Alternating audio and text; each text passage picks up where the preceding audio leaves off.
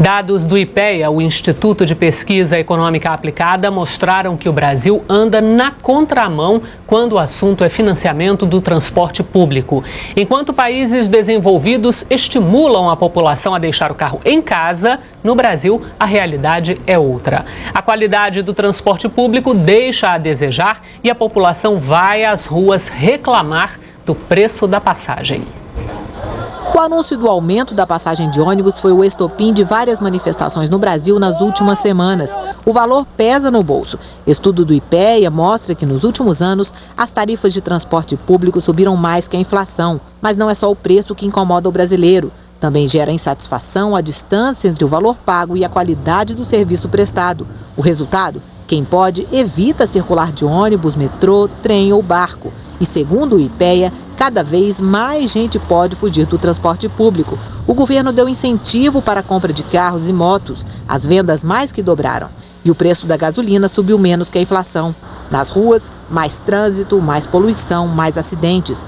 O problema afeta todos os que precisam se locomover em muitas cidades do país e alimenta o debate sobre quem deve pagar pela passagem de ônibus, o usuário ao comprar o bilhete ou a sociedade por meio de passes livres.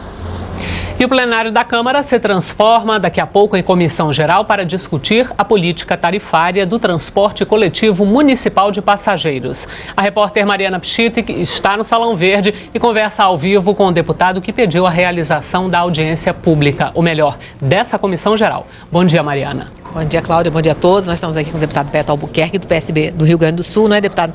Especialistas devem vir hoje aqui discutir esse modelo brasileiro que, em comparação com outros países, parece bem desconectado, não é, deputado? O que é preciso fazer? Não, primeiro, essa comissão geral tem como propósito dar audiência às ruas, né? O nosso primeiro convidado para estar aqui hoje é o movimento do Passe Livre de São Paulo, que foi um dos principais protagonistas desse debate, desse questionamento, dessa indignação justa à vida em todo o país. Na realidade, o Brasil, há muitos anos, a pretexto de estimular a indústria automotiva, inverteu a lógica, né, colocando recursos, desonerações, incentivos, financiamentos que facilitam o transporte individual, cada um com seu carro, e esqueceu, evidentemente, de controlar, de dar recursos, de desonerar, de tornar mais barato, de tornar mais regular, de dar qualidade ao chamado transporte coletivo, seja do ônibus, né, seja do metrô, seja do trem, seja inclusive do transporte fluvial, né, que nós temos em vários estados do país. Ora, isso é uma contradição,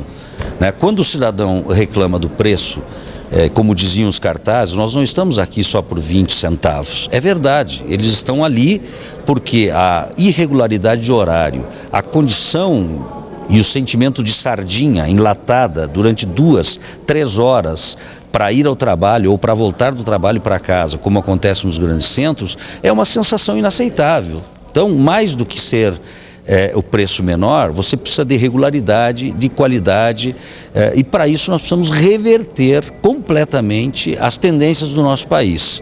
Corredores específicos para o ônibus, seja ele leve ou não, quer dizer, dar a condição ao transporte coletivo de maior agilidade em relação ao transporte individual e não subordiná-lo a andar atrás de todos os carros que estão ali, evidentemente, trancando as ruas. Esse é o debate que nós vamos fazer. Vamos ouvir a proposta do passe livre, da chamada tarifa zero, vamos ouvir técnicos do IPEA, vamos ouvir a frente do transporte público, vamos ouvir especialistas, professores, né, para trazer para a Câmara Federal o sentimento da rua com soluções. Porque não basta ouvir, é preciso tomar atitude. É isso que o cidadão, quando reclama do transporte, da saúde, da educação e da segurança, que foram os eixos dessas movimentações país afora, o cidadão quer ser ouvido, ele quer resultado, ele quer solução. Então vamos debater e tomar as decisões que são necessárias. Deputado Beto Albuquerque, o senhor falou que anos atrás o Brasil inverteu a lógica, estimulou o transporte individual em detrimento do transporte público e hoje a gente está na situação em que está. Mas isso vem permanecendo uma vez que a gente tem, por exemplo, redução de IPI estimulando a compra de veículos para uso individual e etc. Bom, desinverter essa lógica não terá um custo muito alto para o país? O senhor acha, por exemplo, que a indústria automobilística vai deixar isso barato se for o caso de fato, investir um pouco mais na melhoria desse transporte público, na melhor qualificação desses profissionais, enfim, investir efetivamente em transporte público? O caro, na verdade, já está instalado, né? Quando você, de carro ou de ônibus, demora 2, 3 horas para chegar ao teu destino, o custo dessa inversão de prioridades já está dado, né? Nós não precisamos nem inventar a roda. Na realidade, o mundo inteiro sabe da importância do transporte coletivo, né, tanto para a produtividade do trabalhador, os resultados econômicos, o ganho do tempo, porque 3 horas em São Paulo dentro de um ônibus é uma perda de tempo, é um custo, né, humano, laboral extremamente grande, né? Então as cidades hoje estão engarrafadas, não há obra que consiga ser feita no time que todos os anos você derrama um aumento em média de 8% de automóveis nas ruas. Não há obra que resolva isso, não há duplicação, viaduto que tenha tempo para fazer isso. Nós temos que inverter essa lógica. Como eu digo, por que o município, o Estado e a União insistem em tributar o transporte público?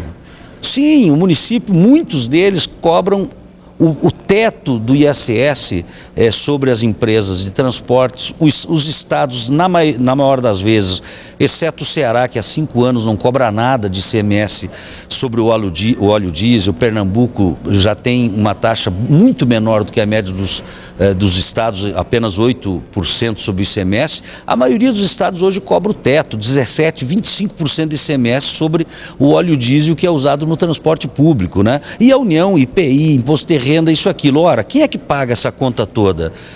São as empresas? Não, é o usuário, está na tarifa. Tudo que é custo no transporte, seja no pneu, na carroceria, no conserto, é pago pelo usuário. Então, desonerar completamente o transporte é poder dar um transporte de qualidade, reduzir a tarifa, né, e inverter a lógica. O que nós não podemos é continuar isentando IPI o carrão, né, às vezes até o importado, e o ônibus azar, o cidadão que pague. Isso está totalmente errado e as revoltas à vida são totalmente pertinentes exatamente por isso. Então, reverter ou inverter a lógica é isso, né? Nós não podemos continuar aceitando que a carga tributária sobre o transporte, que é o trabalhador que ganha menos, que paga, seja uma das maiores, né, de incidências dos 3 entes federados. Todos eles mordem, abocanham tributos desse sistema. Isso é uma injustiça, né, e é algo que faz com que o transporte não se qualifique ou faça as pessoas migrar para o transporte individual, o que piora ainda mais a condição do transporte no país. Deputado Beto Albuquerque, o que a Câmara pode fazer a partir dessa comissão geral para mudar essa situação? Eu acho que recolhidas essas impressões, eu dou algumas impressões minhas, mas ouvidos as autoridades e ouvida as propostas como do movimento do Passe Livre, nós temos que encaminhar isso à tomada de decisões. Nós já temos matérias, né, que tramitam há muito tempo e por ficarem sobrestadas ou por ficarem à margem, acaba que não produzem resultados.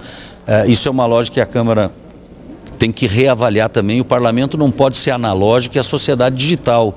Ou seja, a reivindicação instantânea e a solução nossa aqui demora. Nós temos que compreender quais são as demandas, elegê-las, né, e colocar a soma de ideias, de projetos que já tramitam em votação. Então, reduzir custos ao transporte, nós votamos agora semana passada um projeto muito importante de desoneração, né? Temos que dar sequência a ele, fazer o Senado votar também, para que nós já tenhamos, né, resultados práticos em seguida. Além de outras propostas, tudo que se recolher dessas comissões gerais ou de audiências públicas, nós precisamos transformar em lei onde for necessário ou exigir dos governos atitudes em todas as esferas para que o transporte público efetivamente seja priorizado.